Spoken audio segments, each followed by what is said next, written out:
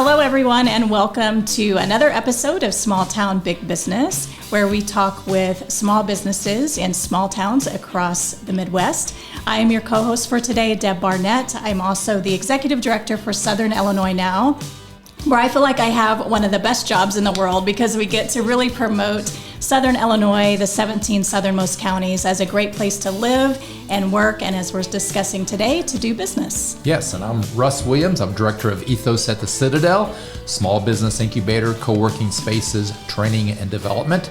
You are joining us today at the Citadel. We're a 110-year-old building here on Tower Square Plaza. Thank you for coming and joining us for this podcast. Our sponsors make this possible, so we are very grateful for those businesses that have supported this podcast series. I want to thank Arcadia Wealth Group, Black Diamond Harley Davidson and RV, Fowler Heating and Cooling, the Swinford Media Group, Watermark Auto Group Foundation, and of course, Union Street Arts, who produces this podcast. And you can find Small Town Big Business on any of your favorite podcast platforms. You can also find us on our YouTube channel. Just search Small Town Big Business and be sure to subscribe when you're there so that you don't miss any upcoming episodes. We also have a couple of years of episodes in our library, so you'll want to check those out while you're there as well. Deb, if someone's new to our podcast, what's this podcast about? It is about small businesses just being successful in small towns, or big business, really, being successful in small towns. And I am super excited about our guest today. Me too. Tresa Storto, Perfectly Posh Boutique, and some other businesses we'll talk about. But first of all, welcome. Thank you. Yeah. So I was thinking on the way here, I was going to joke and say it probably took you a really long time to get here this morning. And I joke because your business is only 2 blocks away from where we're sitting right now here at the Citadel building. So if people are familiar with Marion's downtown Tower Square, it's really easy to find. First of all, it has Perfectly Posh Boutique on the building, but there is a beautiful mural on the side of the building. Can you start by telling us about that? How did that come about, and what's that all about? The mural came about, I can't even remember what year it was, but we had people just kind of put in ideas and stuff for the murals in town. They were submitting entries for different things for the wall. Had 47 entries. Wow. Just for my wall alone, from what I remember. From local artists, artists across the country, a little bit I of believe both? most all of them were local. Uh-huh. There's the one that I chose that is on the wall. It just stuck with me from the very beginning. As soon as I saw it, once I saw it, I just was determined to have that mural on there. I just felt it fit.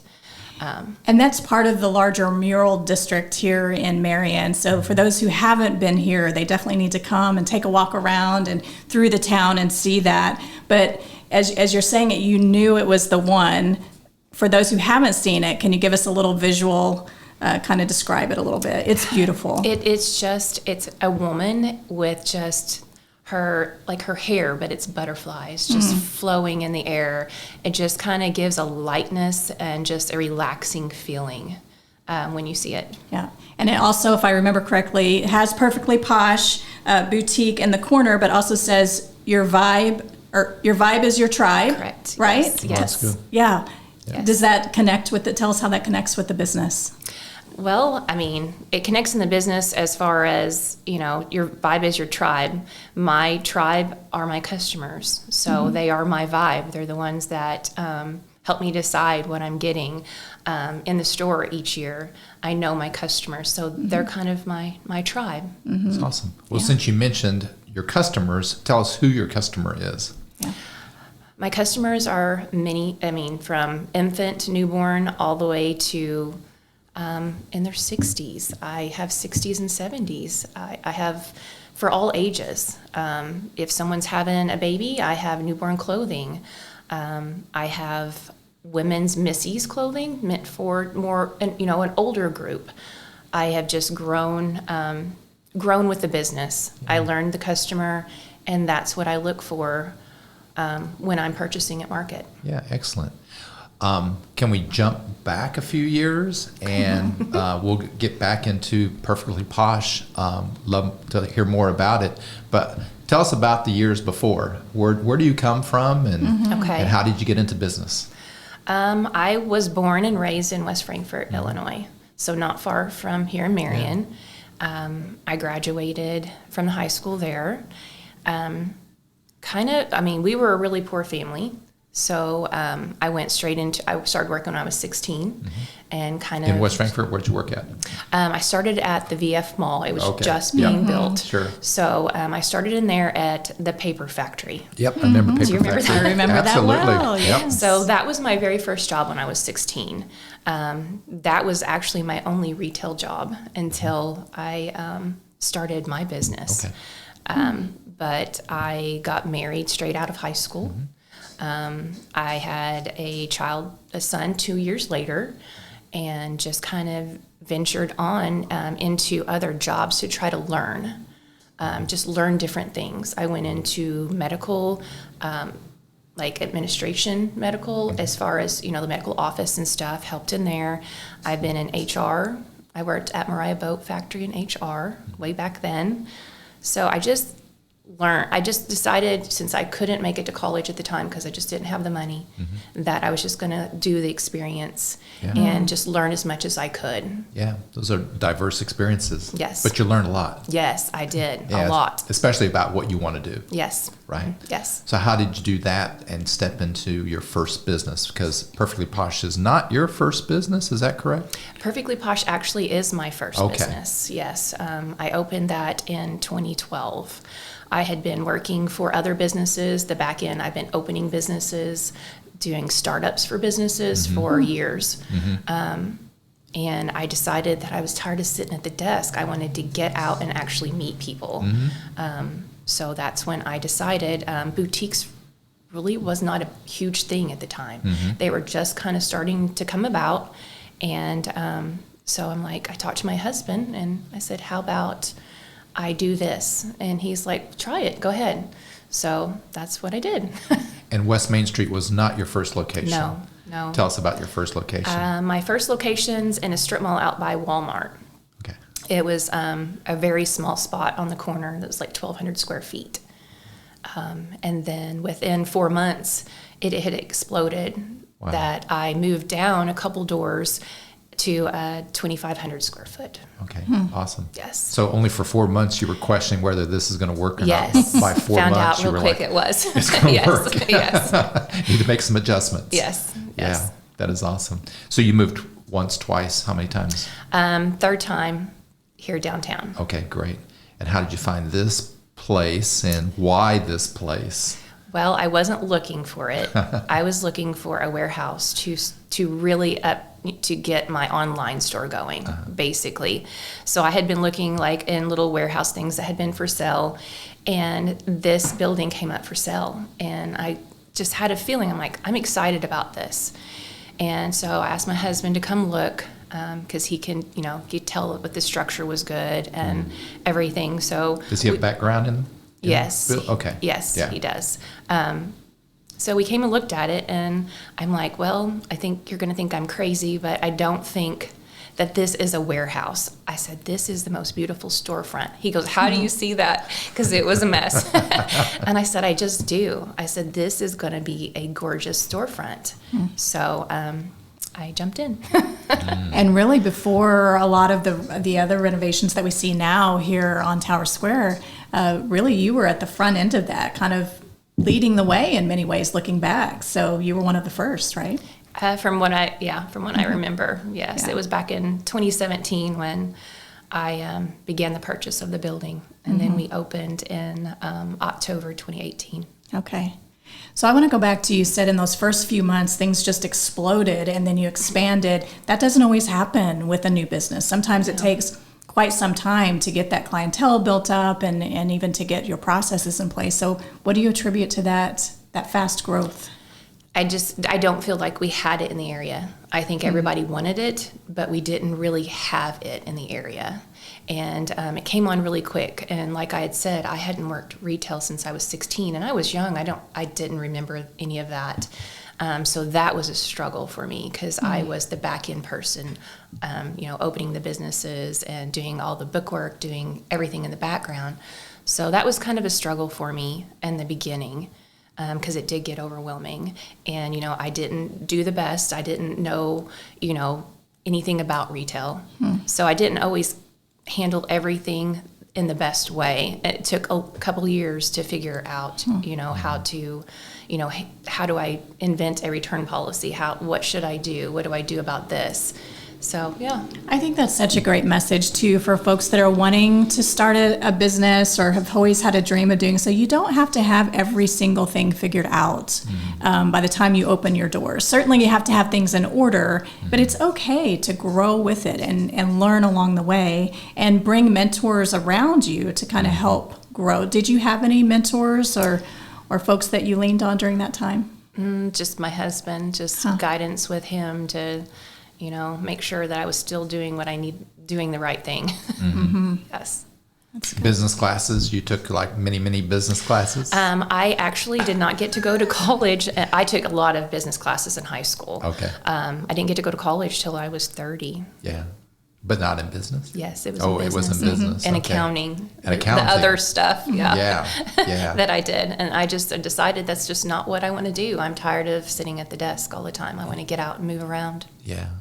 So I'm sure you've hired a lot of good people to grow the business. I have. Talk about that. Well, a lot of mine were younger girls at the time. They were going through college and they needed money to make it through college. So I have had so many amazing girls along the way. And they're now teachers, nurses, ultrasound technicians. I mean, they all do so many things. They come and see me still yet, a lot of them do. So I get to see them, see how, they've grown. Yeah. It's neat. It's really So that speaks a little bit of the leadership that you've developed.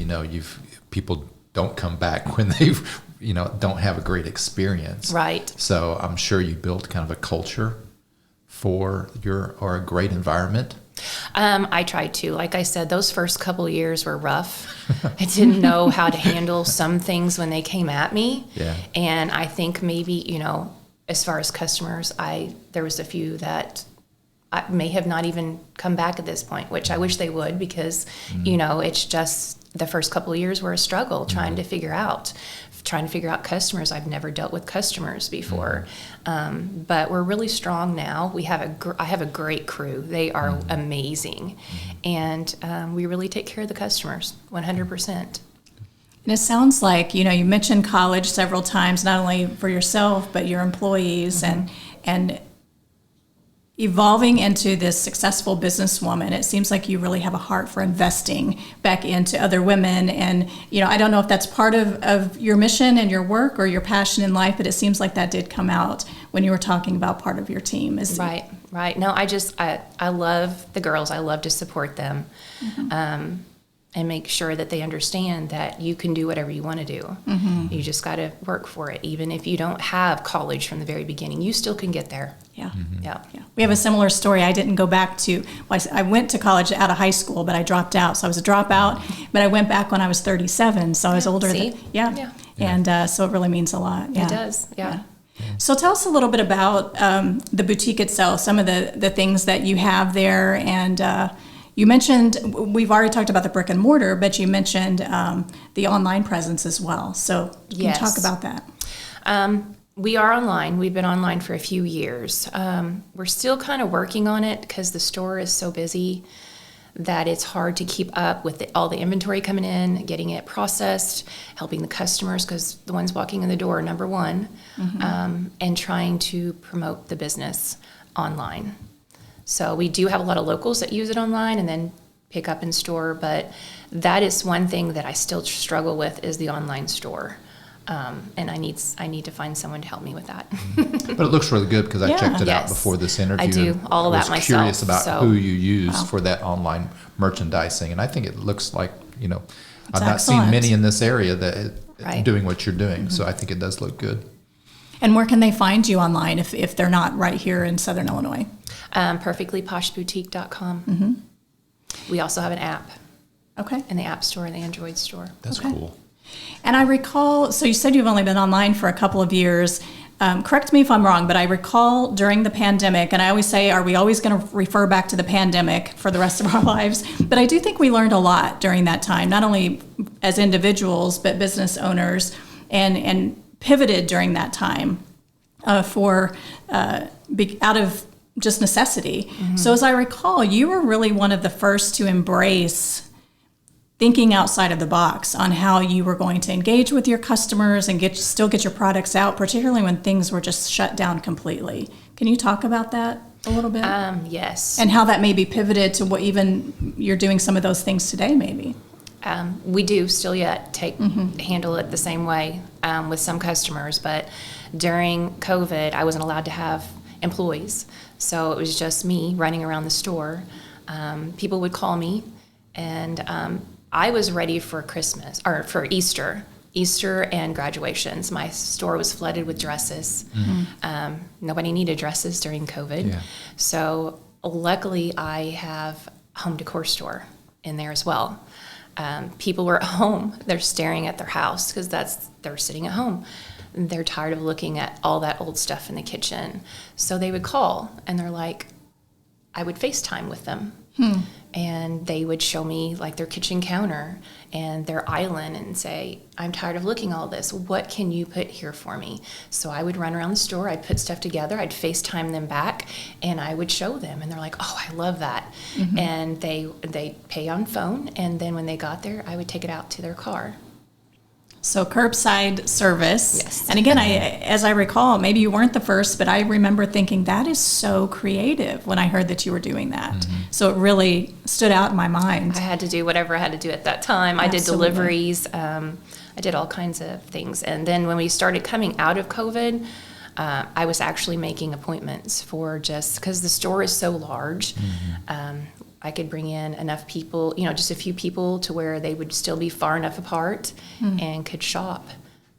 So I'd make appointments, and they were filling up quick because people were so tired of sitting at home. Sure. Yeah. Mm-hmm. Is that kind of where the idea for the online presence came about too? I actually had the online store before that. Okay. I just hadn't had time to work on it real hard. Mm-hmm. Because I think it is difficult, particularly for retailers who solely depend on their customer walking through the door to make it. But it sounds like you have a really strong clientele that comes to the store on a regular basis. But that online presence is just invaluable. Yes, it is. Mm-hmm. That's something I've got to work on. Yeah. And educate me on boutiques, because it may surprise you, I'm not a big boutique shopper. Okay. But So what do you want to know about boutiques? I apologize for that. But how do you source your inventory? Is it local, international? You're doing the shopping for the lines that you want to bring in. How do you do that? Market. You go to market. Okay. Yes. So there's markets in Chicago, Dallas, Atlanta, Las Vegas. So you travel. I travel. Yeah. How often is that? Probably at least 4 to 6 times a year. Okay. And something catches your eye or something? Yes. I mean, all the vendors are there. They're all set up. You're ordering usually in advance. They'll have immediate stuff, but you're trying to pick the next season out. They have them by date order of when they ship, and they usually will have a lot of their best sellers out front. So you're kind of getting a good idea when you walk through what the best sellers already are, what's going to be trending. Mm-hmm. So market sets the trends. Mm-hmm. I can pull in stuff and, kind of set a trend, but truly market sets the trend. Mm-hmm. What was your first market like? I love it. I still love it. I crave going to market all the time. Okay. It's just fun. I usually go by myself most of the time because my husband can't go with me, and I try to take some of my employees when I can so they can kind of help me with their age group. Mm-hmm. But it's kind of hard sometimes to pull them away when I'm going to be gone. I need them there. Mm-hmm. I think what you just said also is interesting, that your employees, so I assume that the age range of those you employ it varies. Mm-hmm. So really getting their perspective so you understand what's going to appeal to different generations. I think that's really smart instead of trying to rely on maybe what you might like or I might like, really getting Yes, their yes, you got to perspective. have the ideas. Even when I sat down, a lot of the vendors picked up lives on like Facebook and Instagram during COVID, and they've not stopped them since. It's actually becoming a huge trend. So some of them are having these lives before market, so they have a head start above some other brands. And it's very smart because they get on, they have them on, they tell you all about it, they show you how it stretches, everything. So you can actually get an idea before you even get to market what you're looking for, That's or even interesting. purchase it. Yeah. Let's talk about small town, because you're from a small town. Your business is in a small town. Yes. But you, like everyone else, has probably had thoughts or opportunities to go somewhere else and maybe do something similar. But why do you stay here? Why has small town worked for your business, or why do you think? I feel that small towns support each other more than larger. When you get into a larger town, it's just not as, I don't even know the words how to say, but it's just small towns tend to support small businesses. So I'm also here, this is where I grew up. It's hard to leave where you grow up. Yeah. So you've built relationships with your customers? Yes, Very much, definitely. yeah. Yes. Yeah. Has other boutiques that have come after you, have you always seen them as competition, or does somehow work together? Try to work together. Okay. Because that's the only way it's going to work. We all work really hard for our store, so I really hope that we can all work together, community over competition. Yeah. I would think if someone's coming to Marion because they know of your boutique, they're pleasantly surprised to see another boutique there too, because if I'm traveling in order to be here, Right. so maybe more than one, just Be easier to work together. yeah. So if you're working together and you know what you're getting, even go to market together would be awesome. So you know that we're not trying to present the same exact things. Oh yeah. Because we are a small area, so our customers are going to be the same. So if you can work together, then you can work through things and give the customers different things. Yeah. Just Opportunities Just for different curious, back styles. on the source, do you have any local vendors? Do you have people that make jewelry or something like that? I have off and on through the years. Okay. We've had some jewelry makers, candle makers. I haven't picked up any recently. I've not had anybody really stop in recently. But Okay. yes, I'll do local vendors if they stop in, and I feel it's something that my customers would love. Yeah. So Teresa, you mentioned that when you saw the building for the first time, you told your husband you didn't see that as a warehouse, it was a storefront. So it sounds to me like there was a lot of renovation involved to make that happen. Talk a little bit about that process. Yes, it was a long process. When we finally did get the building. Well, back in 2017, I got in contract with the building, and shortly after that, just a few days after that, my husband was diagnosed with leukemia. So that kind of put a damper on things a little bit. But we had an amazing crew of construction workers. We had a carpenter, we had an electrician, everything that we worked with the construction company that was able to handle things and get things moving on the renovation while we were up in the hospital, getting his treatment done. And so when he got out, we got out about 3 months later in January. We got back, and first thing he wanted to do was go to the building to see what was going on, and started working on it, and they had done a great job. So we're very blessed to have had them to get started with everything. But we got in there, and the building was a lot worse than we thought. It still had extremely heavy galvanized pipes for the plumbing, even upstairs, that had to be brought down with chains and 3 or 4 men because it was so heavy. Wow. Just the pipe. All the electrical was, found a lot of live wires just hanging in the ceiling tiles and stuff. So it had to be completely gutted. Everything in the entire building had to be completely gutted and done downstairs. So that was a much bigger project than you anticipated. Yes, I we ran assume. into a lot of problems. Yes, yes. My plan and my budget was to renovate the entire thing, but ended up only getting to do the downstairs area. So the upstairs, it's not in bad shape at all. It just needs a few things, but that'll have to be in the future. Sure. Yeah. How old is the building? So the building, I am still trying to figure out for sure the age. I have went back to, I know there was a furniture store, bought it in 1936. It's actually Bryan Furniture in Heron. They were under a different name when they were here in Marion. And then after that, the local VFW 1301 Post purchased the building. Okay. Yeah. And they were in there for a while. I'm not sure what was in between there, and then it was Campbell's Harley Davidson. Oh, okay. Yes. Yeah. But there had to that. have been something prior to the furniture store, because when renovating, the electricians had to go in the basement and crawl through it had been filled with dirt, most of it, and had to go through the dirt to get all my electrical and the flooring, and started coming out with massive amounts of these medicinal whiskey bottles. Really? Oh, wow. Massive amounts. That's interesting. That was another unexpected. Yeah. Yes, very unexpected. I was able to read some of the labels, and they were dated back to the early 1900s for a distillery in Owensboro, Kentucky. Yeah. So that was a really neat find. There's still a ton down there. One day I'll hire someone that's brave enough to get in there and dig out some more. But that was a really neat find. So I would really like, if anybody knows anything or any other history, to find out more about the building. Yeah. Well, I'm sure you learned a lot about that project and a lot about yourself when you were doing that. One maybe that you never want to do that project again. Yes. But is there anything, advice that you would give to somebody that might be opportunity to restore a historic building?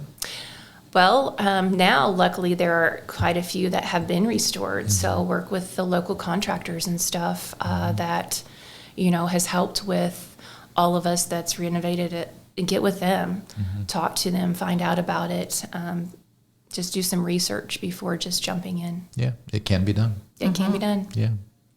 So more than a decade in now, looking back, if there's someone who's looking to start a boutique or some other sort of business, retail business, or maybe they're just getting started, do you have any tips, lessons learned, that sort of thing that you'd be willing to share? Like I said, if you've not worked retail before, you kind of get to learn retail if you're just jumping straight into it like I did. Customers first, always. That was something that I had to learn. Like I said in the beginning, I was looking at my business view, the numbers, but customers always first. And just make those relationships with the customers. I was always in the back room doing the business stuff and wasn't out there to meet my customers. And that doesn't happen anymore. I'm out on the floor with my customers. And if I have to work at home when I get home to do that part in the back, then that's what I do. Sounds like it's paying off. Yeah, absolutely. You said earlier that Perfectly Posh is your first business. Yes. You've got other businesses. Yes. Can you talk about those? Yes. So I ventured into, my husband is a union iron worker, so he has You can always... mention his name just in case he watches or sees Kelly. this. Kelly. He is a union iron worker, so he had been working for a lot of people. He'd partnered up with someone else and it didn't work out. So kind of decided, let's just start a company and you just work for the company. So I did all the startup, got everything done, got through the union, did all the work necessary to open a business, and started a construction company. Wow. How long has that been around? I think that was 2014, I believe. Okay. And the name of that company is? Katz Contracting Incorporated. Okay, excellent. And do you have a role in that company? I'm the president. You're the president? Yes. Yeah. And you have another company? Yes. And the next company? Katz Properties LLC. Yeah. How'd you get into that? It actually was the strip mall that I was in for my first two things. I got into trouble with the owners, so I purchased that strip mall. Yeah. Wow. My husband and myself purchased the strip mall. So small town girl that you Yes. said earlier, you grew up poor. Very poor, yes. You should be very proud. Absolutely. Yeah, That's I am. great. That's awesome. Congratulations. Thank Yeah, you. congratulations. So much to balance. How do you keep it all straight?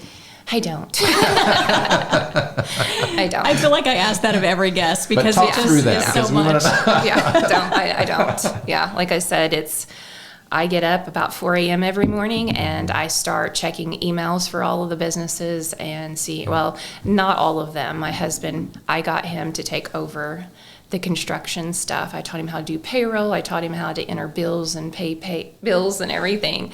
So he kind of have taken that over. But you get up 4 a.m. and then you work till you're done. I end up still working in bed and then I just fall asleep. Yeah. Yeah. Yeah. And what does the future hold for you? Do you see more growth, No. changes, I don't see more alterations? growth. Yeah. No. No more ventures, I don't feel, for me. My future, we're just kind of looking into slowing things down. And I'm hoping to find someone that would want to carry on Perfectly Posh Boutique Yeah. in the future.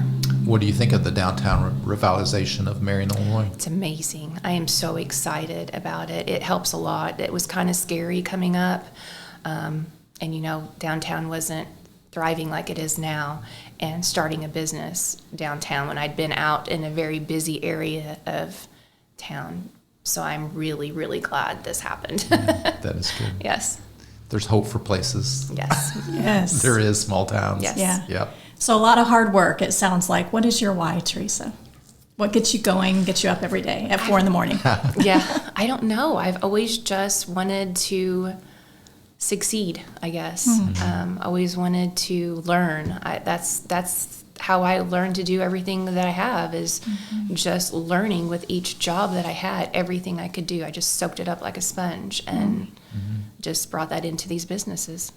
And also her to care for your customers too. Yes. Building relationships. And I thought it was really interesting. You were like, I wish the people that from the very beginning, Yes. if they would come back. Yes. Right? Yes. Because you have something more. Right. Right? Right. And so that's very interesting because I don't think people always think that way. Right. Of caring enough about, the early customers. I wonder where they're Yes. at. Yeah, we were a hot mess in the beginning. I had a lot of young employees. They didn't know how to handle customers. I've, over the years, had horrible reviews on my employees, and they were saying they're just, they don't smile, they're very snobby, they're not nice there.